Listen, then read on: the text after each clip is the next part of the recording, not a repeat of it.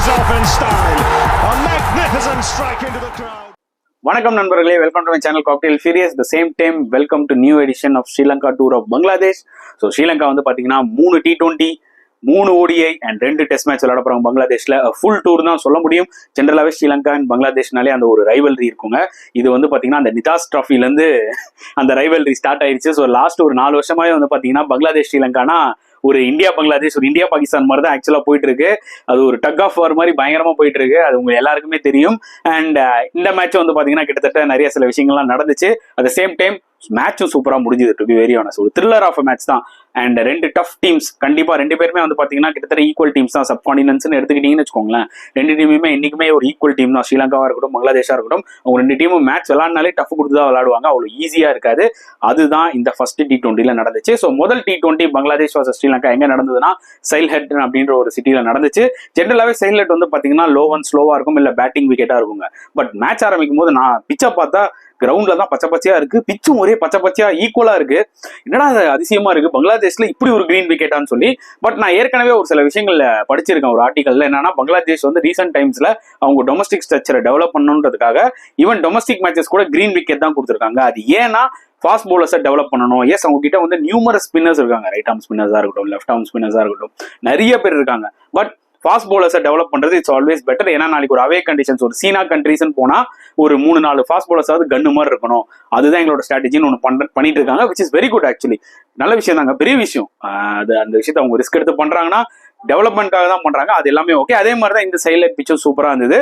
நீங்க உடனே கேட்பீங்க, அப்போ எங்க பால் வந்து பயங்கரமா அப்படி ஜாக் பவுன்ஸ் ஆல உசுன்னு போல அப்படின்னு கேட்பீங்க. ஒரு விஷயம் நல்லா புரிஞ்சுக்கோங்க. சீனா கண்ட்ரீஸ்ல இந்த மாதிரி நேச்சுரலாவே அவங்களோட சாயில் வந்து பாத்தீங்கன்னா அந்த பவுன்ஸ் இருக்கும். புரியுதா உங்களுக்கு? வேற சப்கான்டினென்ட்ல பாத்தீங்கன்னா அந்த சாயில்ல எல்லாம் வந்து பாத்தீங்கன்னா அந்த அளவுக்கு பவுன்ஸ் இருக்காது. ஃபார் எக்ஸாம்பிள் பங்களாதேஷ்ல வந்து பாத்தீங்கன்னா பிளாக் சாயில், எல்லாமே பிளாக் சாயில். நம்ம வந்து இந்தியால வந்து பாத்தீங்கன்னா லைக் நீங்க வெஸ்டர்ன் ரீஜன்ல வந்தீங்கன்னா லைக் மகாராஷ்டிரால மேட்ச் நடந்ததுன்னு வச்சுக்கோங்க. மகாராஷ்டிரானா மும்பையோ புனேலோ இல்ல ஒரு சில நவி மும்பையோ பாத்தீங்கன்னா அதுல எல்லாமே வந்து பாத்தீங்கன்னா பிரவுன் கலரா இருக்கும். புரியுதா உங்களுக்கு? அதாவது நம்ம சென்னையில கூட வந்து பாத்தீங்கன்னா லைக் அது வந்து பிளாக் சாயிலா இருக்காது, ரெட் சாயிலா இருக்கும். ப்ரௌன்னு சொல்றது விட ரெட் சாயில்னு சொல்லலாம். ஸோ அதுதான் வந்து அதிகமா இருக்கும். வேற ஈஸ்டர்ன் ரீஜன் நீங்க கொல்கட்டா, பிரான்ச்சி அங்கெல்லாம் பாத்தீங்கன்னா பிளாக் சாயில் இருக்கும். ஸோ அந்த வகையில வந்து பாத்தீங்கன்னா பங்களாதேஷ்லயும் வந்து பாத்தீங்கன்னா முக்கால்வாசி எல்லாமே பிளாக் சாயிலா தான் இருக்கும். ஆனா அவங்க என்ன பண்ணாங்கன்னா அந்த கிரீன்னஸ் கொடுத்துட்டாங்க. அந்த புல்லை போட்டு நல்லா ரோலர்ல போட்டு நல்லா ஏழன்னு இழைச்சிட்டாங்க. அதனால என்ன ஆச்சுன்னு பாத்தீங்கன்னா அது பிச்சு ஃபேமா இருக்கும், நல்லா பேட்டுக்கு வரும், நல்லா ஸ்கிட் ஆகும். புரியுதா உங்களுக்கு? லோ கேப்ட் ஆகாது, நின்று வராது, ஒரு நல்ல ட்ரூ விக்கெட்டா வந்து அமைஞ்சிரும். ஸோ T20 உங்களுக்கு அந்த மாதிரி தான் தேவை. ஸோ அப்படிதான் இருந்தது இந்த pitch, to be very honest. And அதுக்கேற்ற மாதிரி வந்து பாத்தீங்கன்னா பங்களாதேஷ் டாஸ் வின் பண்ணி போலிங் எடுத்தாங்க. ஏன்னா உங்களுக்கு நல்லா தெரியும் இங்க வந்து டியூ ஃபேக்டர் பயங்கரமா இருக்கும். ஸோ அந்த வகையில வந்து பாத்தீங்கன்னா போலிங் எடுத்தாங்க. பட் ஸ்ரீலங்கா என்னதான் வந்து நல்ல பேட்டிங் விக்கெட்டா இருந்தாலும் நீங்க ரன் ஸ்கோர் பண்ணணும். நான் எப்பவுமே என்னோட வீடியோ சொல்லுவேன், நீங்க வந்து டியூ இருந்தா கூட ஃபர்ஸ்ட் பேட்டிங் விளாண்டீங்கன்னா நல்ல ஸ்கோர் அடிச்சிட்டீங்கன்னா என்னதான் இருந்தாலும் செகண்ட் பேட்டிங் ஆடுறவங்களுக்கு அந்த ப்ரெஷர் இருக்கதான் செய்யும். அண்ட் ஸ்ரீலங்கா ஒரு நல்ல ஸ்கோர் போஸ்ட் பண்ணாங்க, 206 for 3. Yes, super performance. Bowling wise எடுத்துக்கிட்டீங்கன்னா பங்களாதேஷ் சொல்லிக்கிற அளவுக்கு எதுவும் இல்லை. ஏன்னா எல்லாருமே அடிச்சிட்டாங்க. ரிஷாட்னு சொல்லி ஒரு போலர் இருந்தாரு, அவர் மட்டும் ஓரளவுக்கு டீசெண்டா போட்டாரு. மற்றபடி இந்த விக்கெட் நல்லா ஃபிளாட்டா இருந்தது, சூப்பரா இருந்தது. ஸ்ரீலங்கன் சூப்பரா விளாண்டாங்க. அண்ட் த டாப் ஸ்கோரர் அப்படின்னு நம்ம சொல்றதை விட இம்பார்ட்டன்ட் 2 பேட்ஸ்மேன் கான்ட்ரிபியூட் பண்ணது வந்து பாத்தீங்கன்னா குஷல் மெண்டிஸ் ஒரு 58 குயிக் 58, ரொம்ப குரூஷியல் 58. அதை விட சதிரா சமரவிக்ரமா விளாண்டார் ஒரு innings 61 of 48 balls. 61 of 48 balls தானே அப்படின்னு கேட்பீங்க. அவர் தான் இந்த ஷீட் டேங்கர் ரோலே இந்த ஸ்ரீலங்கன் டீமுக்கு எடுத்துட்டு போறது. ஜென்ரலா பாத்தீங்கன்னா ஸ்டார்டிங்ல இருந்தே பயங்கரமா அடிக்க வந்தாங்கன்னா, ஸ்டார்டிங்ல இருந்தே அடிச்சுட்டே இருந்தாங்கன்னா சமரவிக்ரமா ஃபாஸ்டா ஆடுறாரு. ஏர்லி விக்கெட்ஸ் போயிடுச்சுன்னா சமரவிக்ரமா என்ன பண்றாரு, ஸ்டே பண்ணி கடைசி வரைக்கும் ஆட பாக்குறாரு. Which is a very good sign. அவருக்குன்னு ஒரு ரோல் ஸ்பெசிஃபை பண்ணிட்டாங்க, கிளியரா தெரியுது. ஏன்னா நான் போன ஆப்கானிஸ்தான் T20 சீரிஸ் வந்து பார்த்துட்டு இருக்கேன். அவருக்கு ஒரு ரோல் டிஃபைன் பண்ணிட்டாங்க, சிச்சுவேஷனுக்கு ஏற்ற மாதிரி விளையாட சொல்லி. ஸோ அது மாதிரி தான் ஸ்டார்டிங்ல அவிஸ்கா பெர்னாண்டோ அவுட் ஆயிட்டாரு. அதுக்கப்புறம் கமிந்தோ மெண்டிஸ் ஒரு குயிக்கா ஒரு 18 runs அவுட் ஆயிட்டாரு. பட் மெண்டிஸ் குஷல் மெண்டிஸ் அண்ட் சமரவிக்ரமோட பார்ட்னர்ஷிப் ரொம்ப குரூஷியலா இருந்தது. ஏன்னா அந்த டைம்ல ஸ்ரீலங்காக்கு ஏதோ ஒரு பார்ட்னர்ஷிப் டெவலப் ஆகி பினிஷிங்க்கு விடுறா யாருக்கிட்டையாவது விட்டாங்கன்னா ஓரளவுக்கு அடிக்கிற மாதிரி தான் தேவைப்பட்டுச்சு. அதை தான் எக்ஸாக்ட்லி பண்ணாங்க.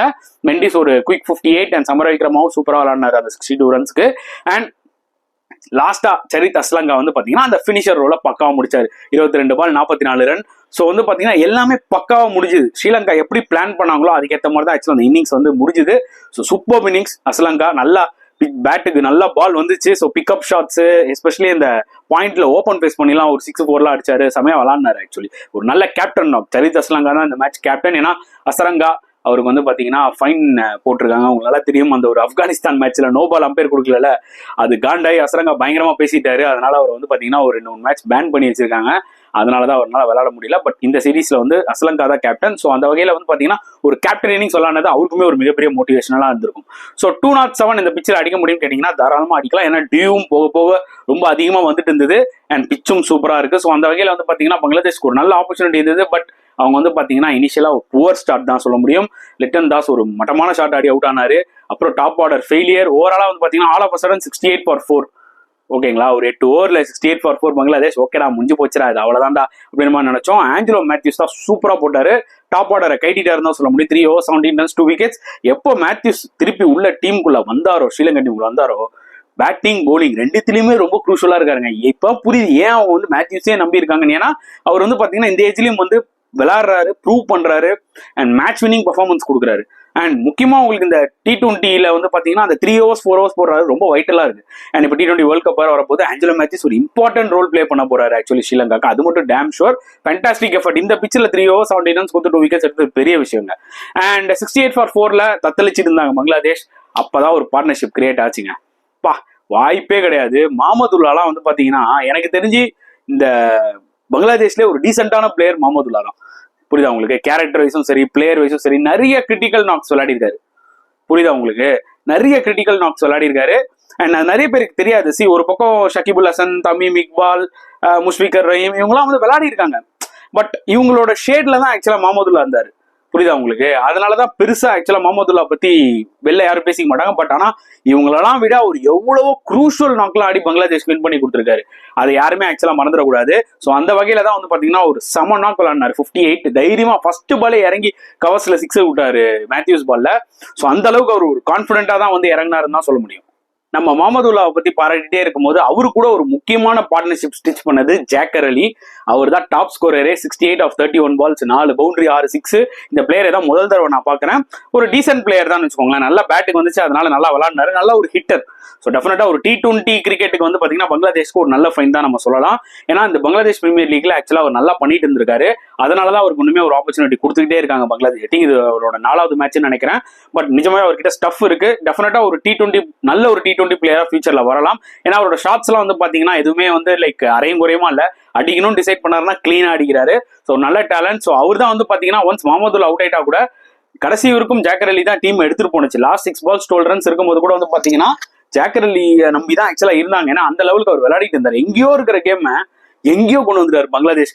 அதாவது ஒரு சீசா தான் போச்சு இந்த மேட்சே. அதாவது ஸ்டார்டிங் பங்களாதேஷ் வந்து கொடூரமா இருந்தாங்க. அதுக்கப்புறம் பங்களாதேஷ் செம்ம கம்பேக். பட் லாஸ்ட் ஓவர்ல ஷனக்கா பியூட்டிஃபுல்லா போட்டாரு. 12 runs டிஃபெண்ட் பண்ணாரு. நல்லா யோசிச்சு பார்த்துக்கோங்க. அவர் ஒரு மீடியம் பேஸ் போலர் தான். ஃபுல் வெட் கண்டிஷன்ஸ். ஓகேங்களா, பாலை கிரிப் பண்றதே ரொம்ப கஷ்டம். ஒரு பக்கம் மதிஷா பத்திரானா வந்து பாத்தீங்கன்னா 4 over 56 run உரின்னு உரிச்சிட்டாங்க. இதுல பத்தாதிக்கு லாஸ்ட் 2 over அவர் வந்து பாத்தீங்கன்னா ஷார்ட் ஸ்டெப்ஸ் எடுத்து 120 kilometer 110 kilometer வந்து ஸ்லோவா போட்டு இருந்தாரு. காலை வேற பிடிச்சிக்கிட்டாரு. அப்பதான் யோசிச்சேன், என்னப்பா நீயும் இன்ஜுரி ஆயிட போற, அப்புறம் சிஎஸ்கேக்கு விளையாடுறதுக்கு ஆளே இருக்க மாட்டாங்க, ஏற்கனவே நிறைய பேர் இன்ஜுரி ஆயிட்டு இருக்காங்கன்ற மாதிரி ஒரு பக்கம் பார்த்தா அது பயமா இருந்துச்சு. ஏன்னா சத்தியமா ஹைலைட்ஸ் பாருங்க, 110 kilometer ஸ்பீட்ல சும்மா அப்படி ஓடி வந்து லைட்டா அப்படி போட்டுட்டு இருந்தார் லாஸ்ட் 2 over சீரியஸா. என்ன ஆச்சுன்னு தெரியல அவருக்கு. ஹோப்ஃபுல்லி அந்த இன்ஜுரி வந்து ரொம்ப சீரியஸா இருக்காதுன்னு நினைக்கிறேன். ஏன்னா ஒரு important player for CSK. And yes, திருப்பி நம்ம ஷனகா மேட்டருக்கே வருவோம். லாஸ்ட் ஓவர் அவ்வளோ வந்து அகைன்ஸ்ட் ஷனகா தான். டியூவு பால் வந்து வெட்டு ரன் பாத்தீங்கன்னா 12 runs தான். 2 பால்ல முடிச்சிடலாம் கேம். பட் சூப்பரா போலிங் போட்டாரு. கடைசியில 2 balls வந்து பாத்தீங்கன்னா 6 runs லெவல் வரைக்கும் கொண்டு வந்தாரு. ஏன்னா 3 balls 10 இருக்கும்போது ஒரு பவுண்டரி போச்சு. 2 balls 6 runs to win. திருப்பி அந்த 2 பாலுமே சூப்பரா கண்டெயின் பண்ணி 3 runs வித்தியாசத்துல ஸ்ரீலங்கா வின் பண்ணிட்டாங்க. ஸோ நிஜமாவே ஸ்ரீலங்கா ஹாப்பியா இருப்பாங்க. அண்ட் இதுல ஒரு சம்பவம் நடந்துச்சு. லைக் ஷொரிஃபுல் இஸ்லாம் சொல்லியிருக்காங்க, லெஃப்ட் ஆர்ம் போலர். அவர் வந்து பாத்தீங்கன்னா நல்ல டேலண்டட் பிளேயர் தான், எந்த ஒரு குறைச்சலுமே இல்லை. அலன் டொனால்ட் போலிங் கோச்சா இருக்கும்போது இவரை பத்தி நிறைய பெருமையா பேசியிருக்காரு. அந்த பவுன்சர் டாக்டிக் வந்து வேர்ல்ட் கப்ல யூஸ் பண்ணும்போது எல்லாம் பாத்தீங்கன்னா நல்லாவே போட்டாரு. ஸ்விங்கும் பண்ணுவாரு. கன்சிஸ்டன்டா விக்கெட்ஸ் எடுத்துட்டு இருக்காரு பங்களாதேஷ்க்கு. ஏன்னா ஒரு லெஃப்ட் ஆர்ம் சீமர் என்னைக்குமே வந்து பாத்தீங்கன்னா ஒரு டீமுக்கு யூஸ்ஃபுல்லா இருப்பாங்க. அந்த வகையில ஷொரிஃபுல் இஸ்லாம் நிஜமாவே அடுத்த லெவல்ல போயிட்டு இருக்காரு. பட் ஸ்கில் வைஸ் அடுத்த லெவல் போற அவரு வந்து பாத்தீங்கன்னா மூல அளவுக்கு வந்து பாத்தீங்கன்னா போக மாட்டேங்கிறாரு. ஒண்ணுமே அந்த Under 19 சண்டை போட்டாங்க தெரியுமா, வேர்ல்ட் கப் ஃபைனல்ல இந்தியா வர்சஸ் பங்களாதேஷ். அதுல ஜெய்ஸ்வால் கூட இருந்தாரு ஆக்சுவலா. பட் இந்த பங்களாதேஷ் தான் வந்து பயங்கரமா இந்த Under 19 வேர்ல்ட் கப்ல கூட வந்து பாத்தீங்கன்னா விக்கெட்லாம் வந்தா கேவலமா பண்ணுவாங்க. அந்த ஒரு பேசிக் டிசிப்ளின்றது அவங்க கிட்ட என்னைக்குமே இருக்காது. நான் ஃபர்தரா எதுவும் சொல்ல விரும்பல, அவங்க கிட்ட ஜென்ரலாவே இருக்காது. பட் ஒரு கிரிக்கெட் பாயிண்ட் ஆஃப் வியூன்னு வரும்போது பாத்தீங்கன்னா மேட்ச் ரெஃபரி இருக்காங்க, எல்லாருமே இருக்காங்க. பட் அதை பத்தியும் கவலையே பட மாட்டாங்க. அந்த வகையில தான் ஷரீஃபுல் இஸ்லாம், அவருக்கு ஜென்ரலாவே வந்து பாத்தீங்கன்னா அந்த ஆட்டிடியூட் இஷ்யூஸ்லாம் இருக்கு. பட் அவர் வந்து பாத்தீங்கன்னா ஃபர்ஸ்ட் விக்கெட் அவிஷ்கா பெர்னாண்டோ எடுத்துட்டு இப்படி டைம்லாம் பாக்குறாரு. அது ஏன் தெரியுமா? மேத்யூஸ் வந்து இந்த டைம் அவுட் ஆனார்ல, அதுக்காக வேர்ல்ட் கப்ல டைம் அவுட் ஆனார்ல. ஸோ அதுவே ஒரு கான்ட்ரவர்ஷியலான ஒரு விஷயம் தான். அது முடிஞ்சு போச்சு. இப்போ அதை எதுக்கு திருப்பி எடுத்துட்டு வர? நிறைய பேர் கமெண்ட்ஸ்ல சொன்னாங்க, மேத்யூஸும் இதே மாதிரி வந்து இப்படி டைம் அவுட் பண்ணாரு அதே மேட்ச்ல செகண்ட் டைம் வந்து போலிங் போடும் போது, அப்போ நீங்களாம் இந்த வீடியோவும் போடலையேன்னு. பிரதர், அது வந்து ஹீட் ஆஃப் த மூமெண்ட். அதே மேட்ச்ல மேத்யூஸ் அப்படி பண்ணதுனால செகண்ட் டைம் வந்து அவர் வந்து பாத்தீங்கன்னா போலிங் போடும்போது விக்கெட் எடுக்கும்போது அந்த ஒரு ஃப்ரஸ்ட்ரேஷன், அந்த ஒரு ஹீட் ஆஃப் த மூமெண்ட்ல அவர் பண்றாரு. அதுல ஓகே, வி கேன் அண்டர்ஸ்டாண்ட். அதையும் ரைட்னு சொல்ல வரல, அதெல்லாம் ஹீட் ஆஃப் த மூமெண்ட்ல பண்றது வேற. இந்த மேட்சே ஸ்டார்ட் ஆகி 2 ஓவர் தான் அது, நீ முதல் விக்கெட் எடுக்கிற, அப்ப பண்ணணும்ன்றது என்ன அவசியம்? அதுதான் என் பாயிண்ட் ஆஃப் வியூ.